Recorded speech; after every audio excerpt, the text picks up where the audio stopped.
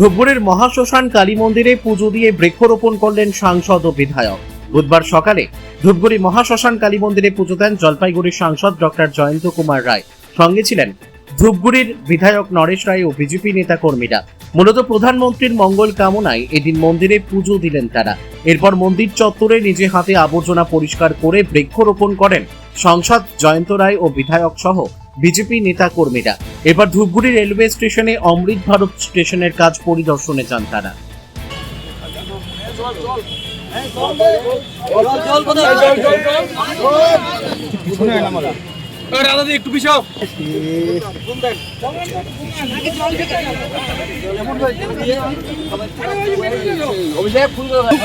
আমার তুই তো বলছিস সাংবাদিক আগে যা ঢুক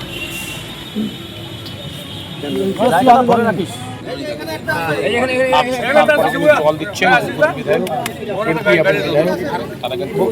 শ্মশানে কাজ করছে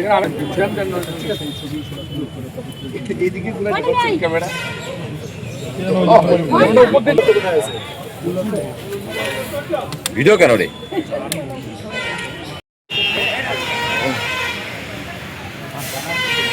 পরিষ্কার এরকম পরিষ্কার করে দিতে হবে।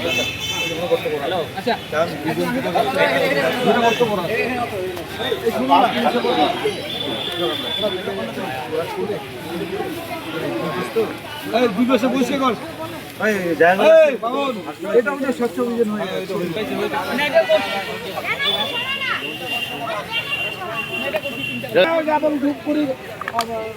নেতা নেত্রীরা তার সাথে জলপাইগুড়ি জেলার সঙ্গে জয়ন্ত কুমার এমপি রয়েছে, একেবারে নিজের হাতে পরিষ্কার পরিচ্ছন্ন করছে। আজকে পূজার মূল উদ্দেশ্য হলো প্রধানমন্ত্রী নরেন্দ্র মোদীর নেতৃত্বে কন্টিনিউয়াস 12 বছর তিনি প্রধানমন্ত্রী থাকলেন এবং দেশকে পরিচালনা করলেন এবং দেশ তার সুযোগ্য নেতৃত্বে আজকে ভারতবর্ষ আজকে পৃথিবীর দরবারে আজকে শ্রেষ্ঠ আসন নেওয়ার পথে। তার আমরা দীর্ঘ জীবন কামনা করার উদ্দেশ্যে আমরা সমস্ত কার্যকর্তা মন্দিরে তার দীর্ঘ জীবন কামনা করলাম, যেমন তার সুস্থ জীবন কামনা করলাম, তার নেতৃত্বে এগিয়ে যাক এটাই মায়ের কাছে প্রার্থনা করলাম আমরা।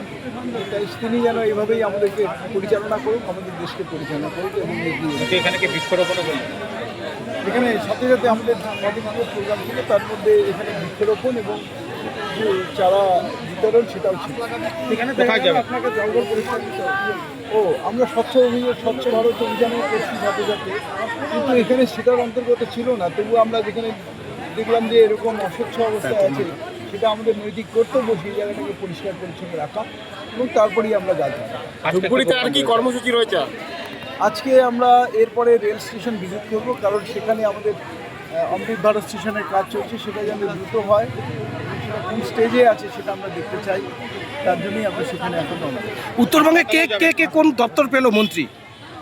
দেখুন, এখন পর্যন্ত যেটা আমি খবরের মাধ্যমে জেনেছি, আমি যে এখনও অর্ডারটা গভর্নমেন্টের অর্ডার দেখিনি। মাননীয় শঙ্কর ঘোষ উনি পর্যটন মন্ত্রী হচ্ছেন, মনোজ রাও বন এবং পরিবেশ দপ্তরের মন্ত্রী হচ্ছেন, আমাদের দীপক বর্মন বাবু উনি শিক্ষামন্ত্রী হচ্ছেন, স্বাস্থ্যমন্ত্রী উঠতে চলেছেন।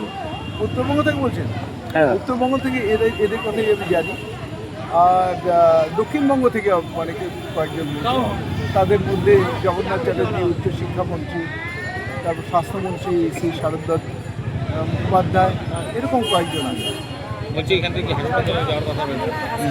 হ্যাঁ, হাসপাতালে যাওয়ার কথা আছে, কিন্তু আমাদের সময়ের যদি সময় পালন করে তাহলে যাওয়ার সম্ভাবনা রয়েছে। বলছি যে